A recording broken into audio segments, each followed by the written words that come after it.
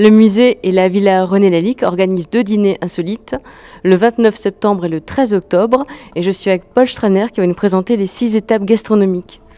Alors nous, on fait ici les dîners ou les apéritifs insolites déjà la 3e fois en collaboration avec le musée Lalique. Et oui, c'est toujours, on travaille en 6 étapes. Ça veut dire ici dans les musées, vous trouvez des différents espaces, par exemple l'espace l'art de la table ou l'espace de voyage ou les flacons.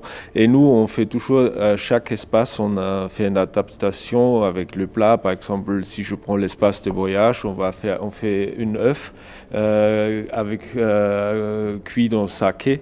Et ça, c'est une inspiration d'un voyage au Japon. Et chaque place qu'on fait dans les différents espaces, c'est adapté à son thème de l'espace.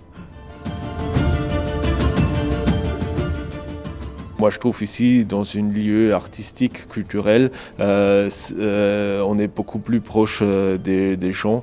Et moi, j'adore cet échange, ce qu'on peut avoir entre nous et derrière.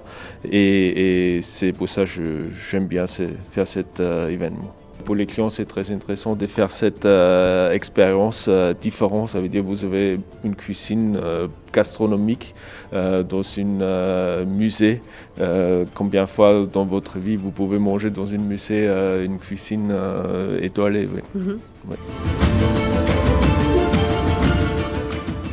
Je vais vous présenter l'œuf parfait poché au saké avec une mousse à l'oseille. On met un peu des agrumes, c'est un gel de lime quartz. On a un peu d'oseille hachée.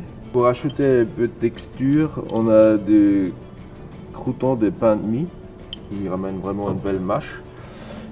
Et à la fin, on va couvrir tout ça avec une mousse à l'oseille.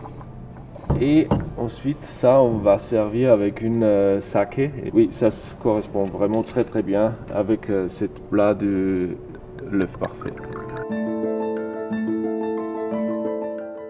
Le parcours débute dans l'exposition temporaire sur la thématique de la faune. On vient ensuite dans les collections permanentes autour du poisson avec la fontaine poisson. Le voyage est évoqué avec l'œuf parfait, puis ce sont les arts de la table.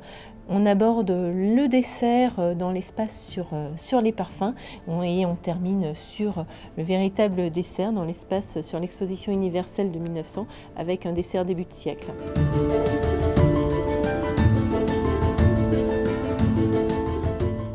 Les participants ressentent, je pense, beaucoup d'émotions dans le contexte du musée par la beauté des œuvres, mais aussi par le lien privilégié qu'ils peuvent tisser pendant un petit moment avec Paul Straner, Romain Eltis et Nicolas Multon.